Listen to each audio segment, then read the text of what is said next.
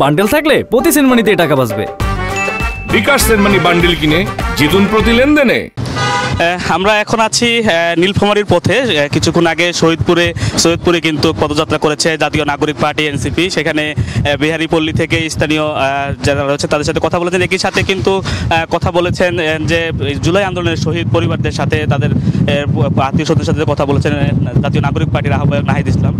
এরপর এখন হচ্ছে সৈয়দপুর শহরে যাচ্ছেন, সেখানে বেশ কয়েকটি স্থানে জাতীয় নাগরিক পার্টি পদযাত্রা করবেন। এর মাঝখানে কিন্তু যে নাগরিক পার্টির আহ্বায়ক রয়েছেন নাহিদ ইসলাম, তিনি আমাদের সাথে কথা বলেছেন।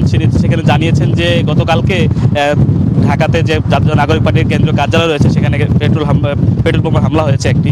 সেই বিষয়ে তিনি কথা বলেছেন যে এই হামলা বা ককটেল হামলা করে কোনোভাবে জাতীয় নাগরিক পার্টিকে কোনোভাবে থামানো যাবে না, কিংবা যে পদযাত্রা রয়েছে এই পদযাত্রা যদি কেউ বাধা তৈরি করে তারপরেও কিন্তু সেই পদযাত্রাকে থামানো যাবে না, কোনোভাবেই না। তারা জুলাই ঘোষণাপত্র এবং জুলাইয়ের যে সনদ রয়েছেন সেটি বাস্তবায়নের জন্য তাদের পুরো 30 দিন ব্যাপী যে পদযাত্রা সেই পদযাত্রা কিন্তু তারা চালিয়ে যাবেন।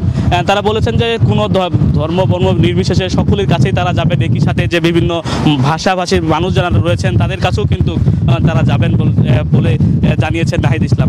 আজকের নীলফামারীর সদরের যে পদযাত্রা হচ্ছে সেখান থেকে কিন্তু বিকেলের দিকে যাবেন হচ্ছে পঞ্চগড় শহরে, সেখানেই আজকে তৃতীয় দিনের পদযাত্রা শেষ হবেন। এ ছিল আমার কাছে সর্বশেষ। ধন্যবাদ আপনাকে তাফিমুল।